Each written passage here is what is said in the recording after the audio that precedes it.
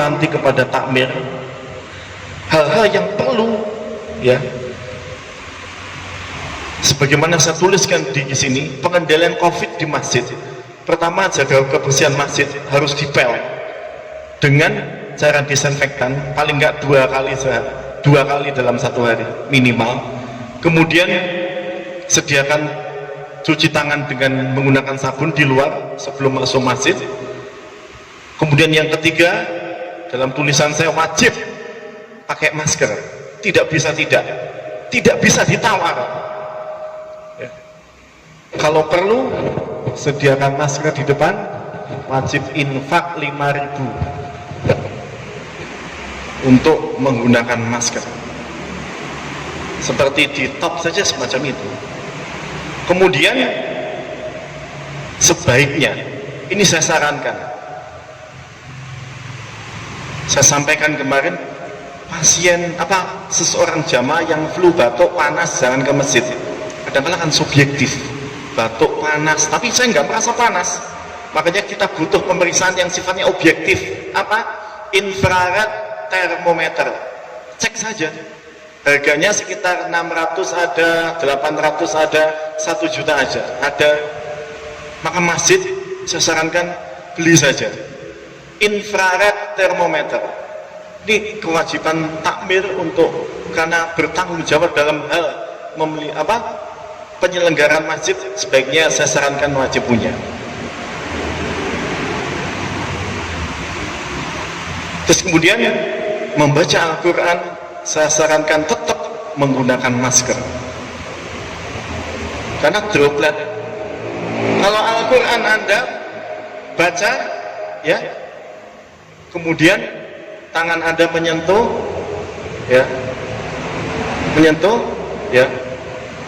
tangan orang lain misalkan, terus kena, kemudian megang mata, megang hidung, megang mulut, apa yang terjadi?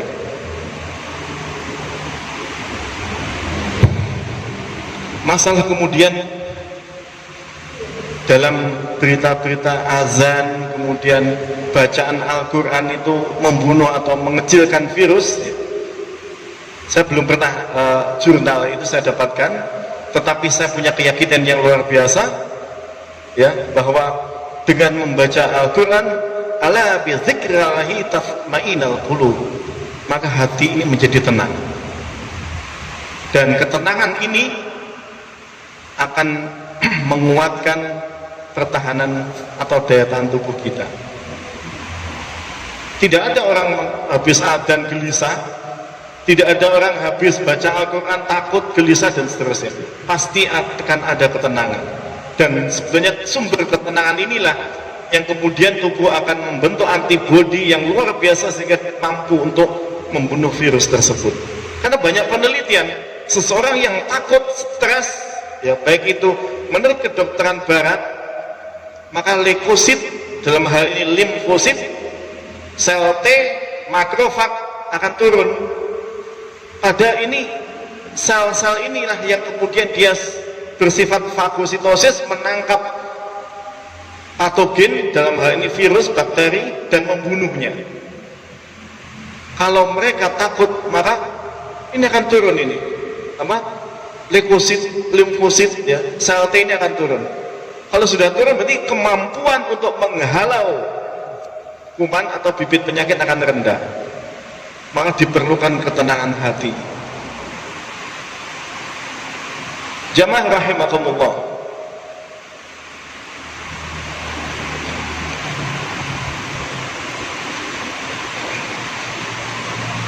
nah ada pertanyaan, Pak, bagaimana sebaiknya ruangan pakai AC atau pakai kipas dan seterusnya? Saya sarankan ruangan terbuka, ventilasi terbuka, matahari biar bisa masuk sehingga tidak aerosol. Aerosol itu udaranya mulek di situ. Apalagi kalau lembab, ini kumannya enggak lekas mati-mati.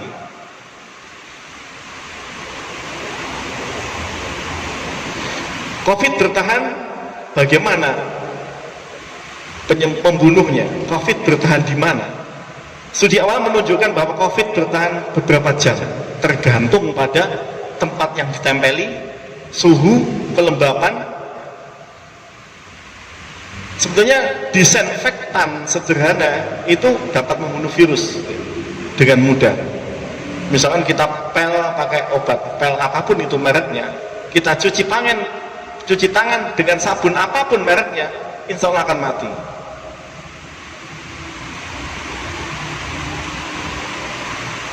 Terus kemudian pertanyaan selanjutnya, saya dapat banyak pertanyaan, Pak, solusi ini apa itu? Masuk masjid, semprot. Masuk masjid, ada bilik semprotnya. Apakah itu solusi? Sama sekali bukan solusi. Karena kuman itu ada di dalam. Dia tidak nempel di luar tubuh kita. Dia sembunyinya di saluran nafas. Jadi maka tidak efektif lah itu. Yang efektif adalah cuci tangan, kita pakai masker, ya, kita disinfektan tempat-tempat yang berpotensi yang kita pegang. Itu yang lebih efektif. Jadi Anda tidak boleh dipaksa, mau dipaksa, karena itu beresiko iritasi, penyakit kulit, gatal, bahkan beresiko terkena kanker kulit.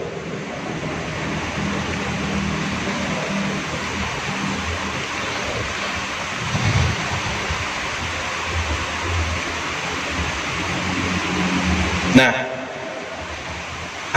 bagusnya lagi kalau takmir menyediakan minuman bersuplemen, misalkan kasih temulawak, ya, kunir putih, jahe, ya, serai dan seterusnya.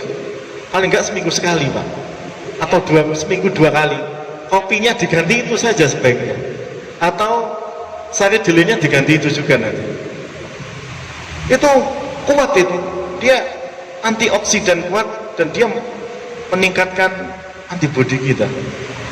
Liver, misalkan temulawak, apa itu kandungannya?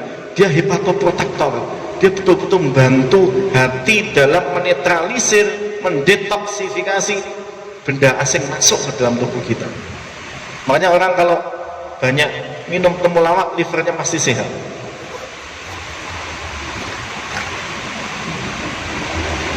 Nah, kemudian bagaimana imunitas seseorang itu bisa turun? Banyak hal yang menyebabkan imunitas seseorang itu bisa turun. Pertama, dia stres, takut, seperti saya sampaikan tadi. Maka ketakutan itulah yang kemudian tubuh akan memproduksi hormon kortisol, kortikosteroid yang bikin menekan efektivitas tubuh dalam menghalau virus yang masuk. Karena dia bersifat melemahkan antibodi. Kemudian kurang gerak, dalam jurnal juga demikian diterangkan bahwa kurang gerak berpotensi menurunkan daya tahan tubuh. Terus kemudian merokok pasti, kemudian terlalu lama kena paparan sinar matahari. Mungkin sedikit yang saya sampaikan. Kalau ada pertanyaan, saya persilahkan. Baik, kalau begitu kita langsung buka tanya jawab aja. Termin pertama 3 penanya, monggo. Silakan, ada yang bertanya? Sebelum saya bertanya, Pak Endro, monggo mau tanya.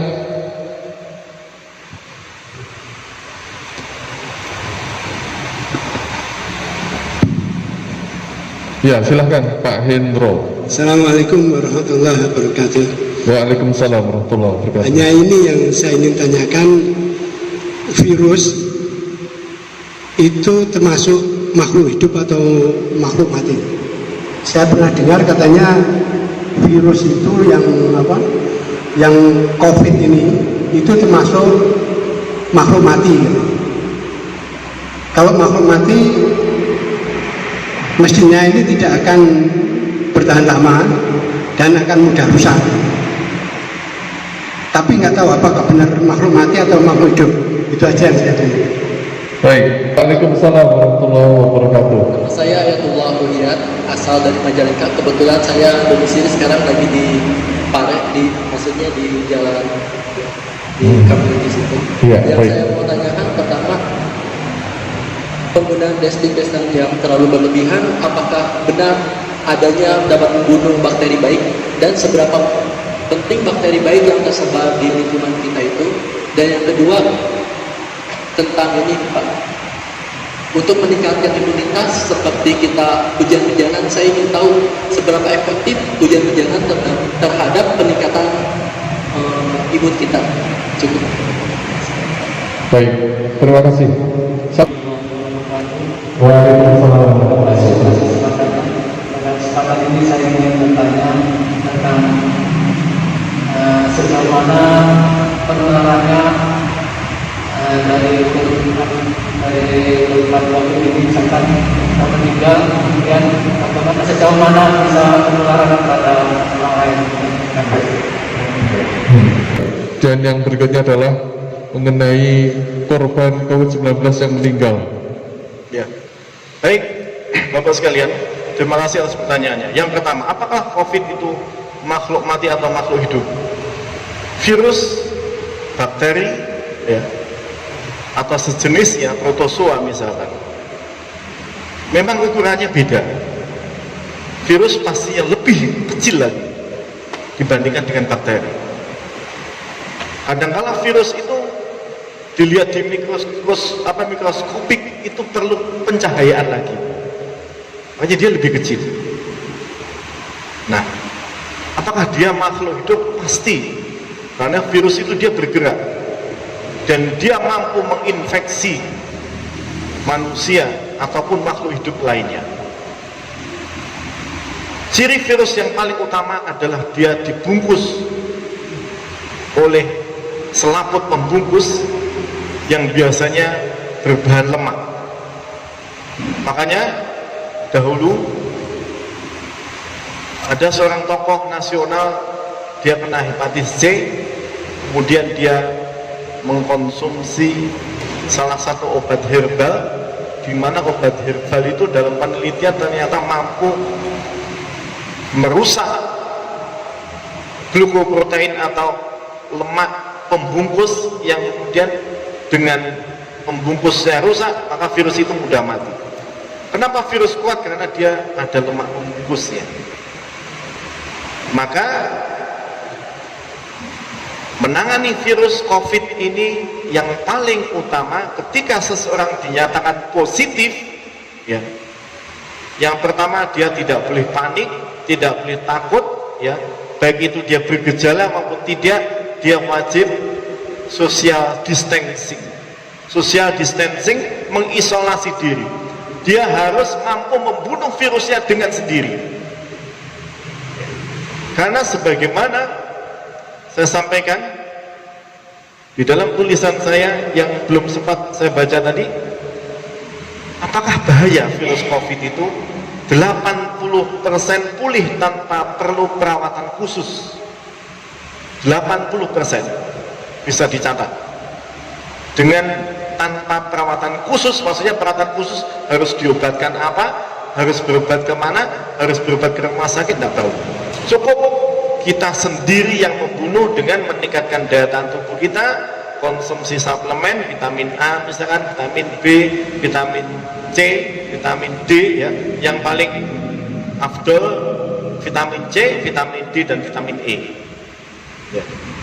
Kemudian makanan cukup sehat, ya, mengandung banyak sayuran dan protein, istirahat cukup, ya, gerak juga, olahraga. Bagaimana Pak kalau DD manas-manas? Boleh, jangan lama-lama. Apakah manas-manas itu dapat membunuh virus? Tidak, dia tidak bisa membunuh virus yang ada di permukaan tubuh kita, tapi dengan manas itu menguatkan imun kita, mengubah vitamin D menjadi vitamin D, ya. Jadi dengan begitu sampai kita mengisolasi diri paling enggak 14 hari. Kalau tetap ada gejala, ya, batuk, pilek, lapar, nanti akan diobati. Biasanya tidak butuh waktu lama, kurang dari 1 bulan biasanya sembuh dengan pengobatan yang bagus. Tetapi ya, 1 dari tiap 6 orang kemungkinan parah, seperti pneumonia, kesulitan bernafas yang muncul bertahap. Tapi ini bisa diobati, biasanya obatnya apa? Diberikan obat-obat yang meningkatkan daya tahan tubuh, misalkan vitamin, ya, obat-obat antivirus khusus tidak ada, ya. Biasanya kalau pneumonia luar biasa, biasanya dikasih kloroquine, tapi kloroquine efek sampingnya banyak, maka jarang diberikan. Ya, yang berbahaya adalah yang rentan adalah lansia dan mereka yang punya penyakit kronis, ya, misalkan TBC, asma, penyakit jantung, ya, penyakit diabetes, harus hati-hati. Dengan begitu, dia tidak ada kesempatan untuk menularkan yang lain. Kalau social distancing ini, physical distancing tidak dipenuhi secara benar, maka kita tidak tahu virus ini akan berkembang sampai kapan dan berpotensi menginfeksi semua manusia yang ada di bumi ini. Potensi itu ada. Makanya kita harus social distancing dan physical distancing. Kemudian sejauh mana kita cuci tangan yang benar, kemudian apakah pemakaian disinfektan terlalu berlebih itu merusak bakteri lain. Kita tidak ada urusan dengan bakteri lain. Yang penting kita nyuci tangan dengan disinfektan secukupnya.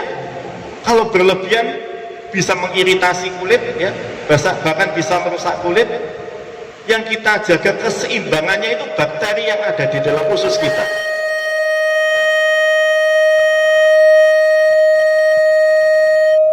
Bakteri di dalam usus kita ini yang perlu kita jaga. Bakteri yang baik jangan sampai mati. Bagaimana mematikan bakteri jahat? Misalkan bakteri baik, misalkan kita minum alkohol, ya, minum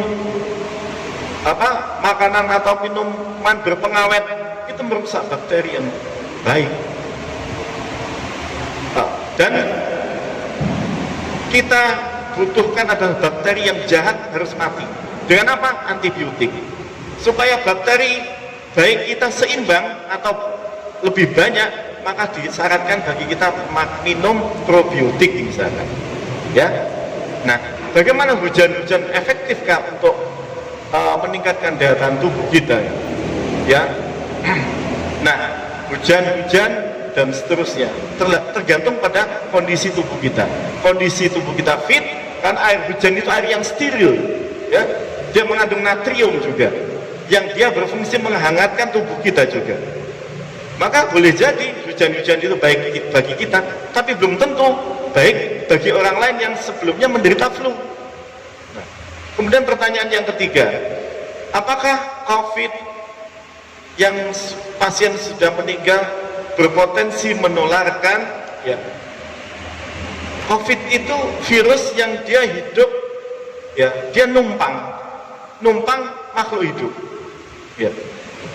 Nah, kalau dia mati, pasien itu meninggal, langsung keluar pada saat itu keluar cairan itu tersentuh dengan kita, berpotensi. Tapi kalau matinya sudah lama, ya sudah tidak menularkan. Makanya prosedur penanganan jenazah COVID, ya dibungkus plastik, dikasih mori, dikasih peti, kemudian disemprot lagi, ditutup lagi, dimasukkan tanah, di liang lahat, dan itu sudah aman, tidak mungkin menularkan penyakit lagi. Demikian jawaban yang dapat saya sampaikan. Baik, mungkin sebelum kita akhiri ada pertanyaan dari saya, Mas Andi. Hand sanitizer itu sebenarnya bisa nggak sih mengurangi atau bisa membunuh bakteri virus itu? Ya, hand sanitizer itu digunakan apabila kita jauh dari jangkauan air, kita lupa tidak cuci tangan pada posisi kita jauh dari air, maka kalau kita ada air, ada sabun, mending pakai itu. Hand sanitizer itu kalau kita kelupaan, tidak cuci tangan, atau kita ragu-ragu tadi sudah cuci tangan atau belum, kita kantongi hand sanitizer, kita pakai hand sanitizer. Yang paling bagus adalah yang mengandung alkohol. Ya, yang paling akhir Mas Andi. Ya. Saya dengar bahwa penggunaan cuci tangan, jaga jarak, kemudian social distancing dan penggunaan masker itu ada filosofinya. Gimana? Ada filosofinya penggunaan masker dan lain sebagainya itu. Ya. Jadi itu bisa dijelaskan. Prinsipnya. A'udzubillahi minasyaitonirrajim. Nabi sallallahu alaihi wasallam bersabda,